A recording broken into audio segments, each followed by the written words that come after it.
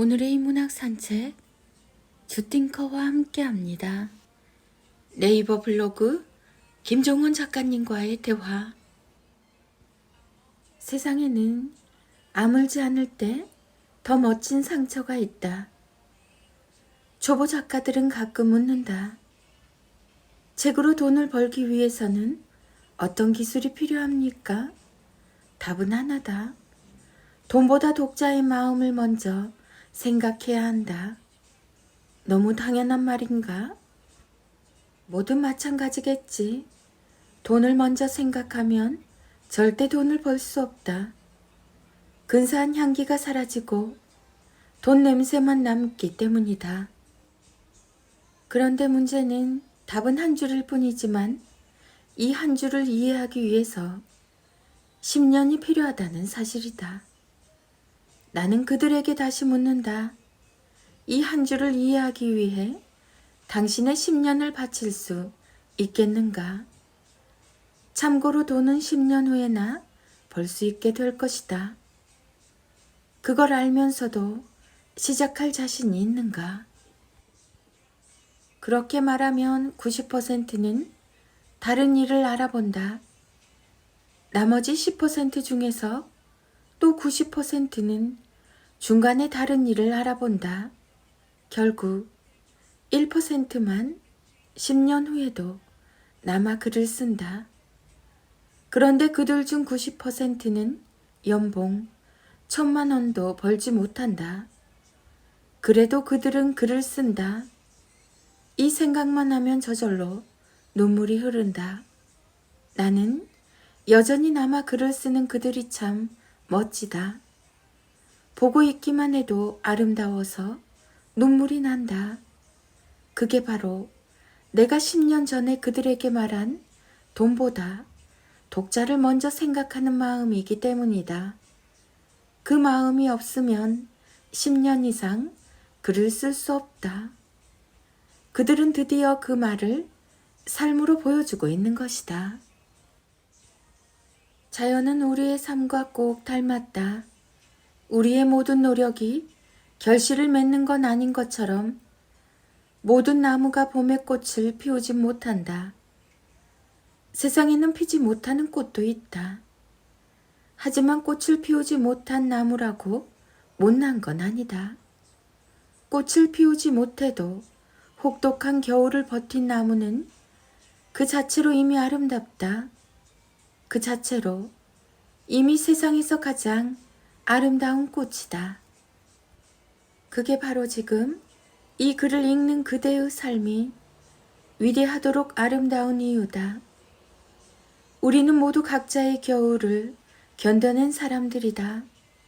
바람과 햇살에 쏠린 그대의 상처를 보라. 그리고 이렇게 속삭여라. 상처보다 빛나는 꽃은 없다.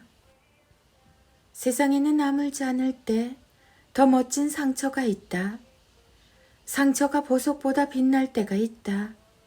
그대의 삶, 그대의 상처, 그 자체가 이미 아름다운 꽃이기 때문이다. 그대 이름, 상처라는 꽃, 당신이 참 사랑스럽다. 괴테의 우아하고 기품 있게 늙어가는 5가지 방법. 대문호 괴테는 80살이 넘어서 매일 피를 토하는 큰 병에 걸렸다. 너무 늦었어요. 당장 죽음을 준비해야 합니다. 안타깝게도 모두가 죽음을 말할 정도로 위독했다. 하지만 당시 무려 60년이나 투자해서 집필하고 있던 대작 파우스트의 탈고를 준비하던 그는 이렇게 외쳤다. 세상에서 오직 나만 할 수 있는 어떤 일이 아직 남아있다면 언제든 이렇게 외칠 수 있어야 한다. 죽음아, 물러가라. 그는 결국 거짓말처럼 병을 이겨냈고 덕분에 무사히 파우스트라는 대작을 마무리할 수 있었다. 그가 남긴 말처럼 그의 삶은 평생 활력이 넘쳤다. 수많은 사람의 존경과 사랑을 받았고 그 자신도 완벽에 가까울 정도로 만족한 삶을 살았다. 80에 가까운 나이임에도 당당한 풍채를 유지하고 있었고 등장 자체로 상대를 압도하는 인상이었다.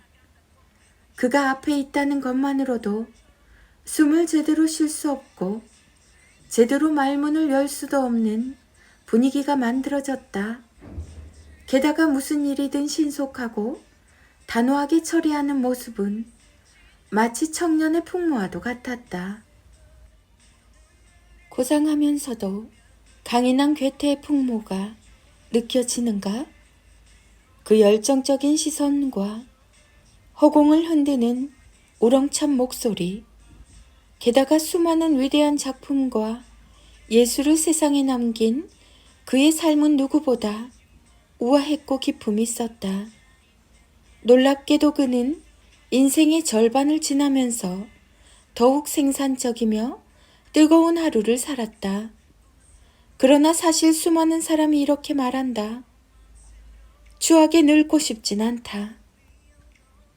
하지만 현실은 쉽지 않다.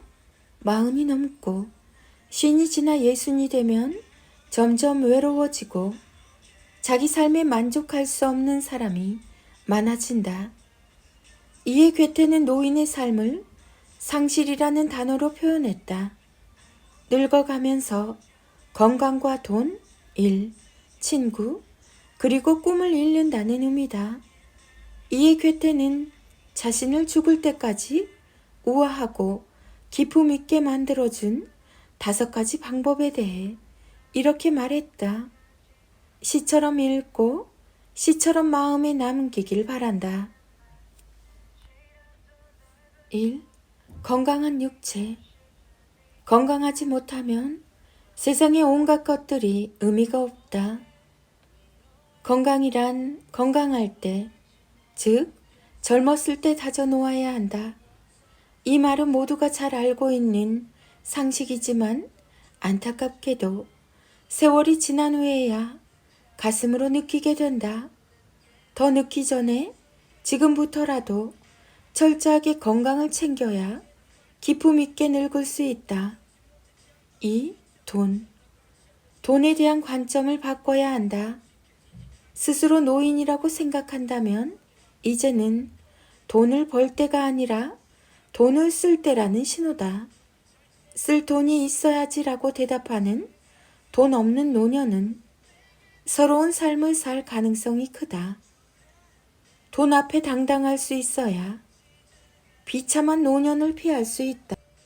3. 1. 노인이라고 생각하는 사람에게 묻는다. 당신은 몇 살부터 노인이 되었는가? 노년의 기간은 절대 짧지 않다는 것을 기억해야 한다. 정말 하고 싶은 일이 있다면 지금 당장 그 일을 시작하라. 일은 자신에게뿐만 아니라 주위 사람들에게도 기쁨을 준다. 죽을 때까지 삶을 지탱해 주는 것은 사랑과 일뿐이다. 인간은 보통 할 일이 없을 때 가장 많이 늙는다. 4. 친구. 노년의 가장 큰 적은 고독과 소외감이다. 노년을 같이 보낼 수 있는 좋은 친구를 만들어야 한다. 숫자는 중요하지 않다. 인생은 결국 몇 명에게 의지하며 사는 것이기 때문이다. 다만 이것 하나를 기억해야 한다. 친구를 사귀는 데에도 시간과 정성, 그리고 관심, 때로는 돈도 들어간다는 사실을 알아야 한다. 5. 꿈. 노인의 꿈은 활력에 대한 소망에 있다. 젊은 날처럼 뜨거운 열정은 발휘할 수 없지만 조용한 열정은 언제든 가능하다. 자신의 감정과 기분을 평화롭게 유지하는 사람만이 조용한 열정을 발휘할 수 있으며 그렇게 살기 위해서는 매일 사색의 시간을 가지는 게 좋다. 매일 사색하며 자신을 관찰하고 탐구하라. 늙어간다는 건 누군가에게 서러운 일이고 누군가에겐 아름다운 일이다. 그러나 가장 중요한 건 남이 보기에 아름답게 사는 게 아니라 스스로 느끼기에 아름다워야 한다는 것이다. 괴테는 경고라는 시에서 자신에게 집중하는 지금 이 순간의 중요성을 강조했다. 어디까지 방황하며 멀리 가려느냐? 보아라, 좋은 것은 여기 가까이에 있다. 행복을 접는 법을 배워라. 행복은 언제나 네 곁에 있다. 그대여, 우아하고 기품 있게 늙고 싶다면 늘 기억하라. 지금 이 순간 행복하지 않으면 내일도 행복할 수 없다. 부모라면 무조건 고쳐야 하는 20가지 언어 습관. 1. 단점만 골라서 지적하는 습관. 2. 감정의 기복에 따라서 매번 바뀌는 말투. 3. 스마트폰 보면서 건성으로 대답하는 모습. 4. 아이에게 사과를 강요하는 것. 5. 술에 취한 상태로 같은 말 반복하기. 6. 다른 의견은 아예 듣지 않는 태도. 7. 요즘엔 살기 좋지? 라는 말로 자신의 과거와 아이의 현재를 비교하기. 8. 아이의 말을 중간에 끊는 것. 9. 듣기 싫은 모든 말을 말꼬리라고 여기는 것. 10. 아이의 신속한 대답을 강요하는 모습. 11. 매번 가르치려는 태도로 말하는 것. 12. 신조어를 섞어서 말하는 모습. 13. 아이의 질문을 무시하고 호기심을 죽이는 말투. 14. 늘 조건을 걸고 거래를 하듯 대화하는 방식. 15. 명령으로 아이를 강제로 움직이는 말. 16. 아이가 실수할 때마다 놀리는 것. 17. 아이를 놀라게 하는 극단적인 말. 18. 믿지 못하고 계속 걱정만 하는 모습. 19. 친구와 비교하며 의욕을 꺾는 말. 20. 아이의 의견을 모두 고집으로 여기고 설득이 아닌 협박을 하는 태도. 아이는 2번 태어납니다. 부모의 사랑으로 처음 세상에 태어나서 부모의 말로 다시 한번 태어나 완벽해지죠. 부모의 한마디가 아이에게는 하나의 생명입니다. 오늘 어떤 생명을 아이와 나눴나요? 지혜로운 부모는 나오는 대로 말하지 않습니다. 아이를 위해 단어와 표현을 골라서 쓰죠. 부모의 말은 아이가 살아갈 정원입니다. 사라지지 않는 향기로 아이의 정원을 채워주세요. 김종원의 진짜 부모 공부. 김종원 작가. 김종원 작가. 육아맘. 5세, 6세, 7세, 초등학생. 말투, 대화, 부모 교육, 책 육아, 자녀 교육, 김종원의 진짜 부모 공부. 중3 아들과 엄마의 낭송이 이어집니다. 인문학의 대가 김종원 작가님의 하루 한 장 365 내 아이 성장 인력. 아무런 흔적도 남기지 않고 사라지는 하루는 없습니다. 뭐든 어디에서든 배울 게 있어요. 중요한 건 발견할 수 있느냐입니다.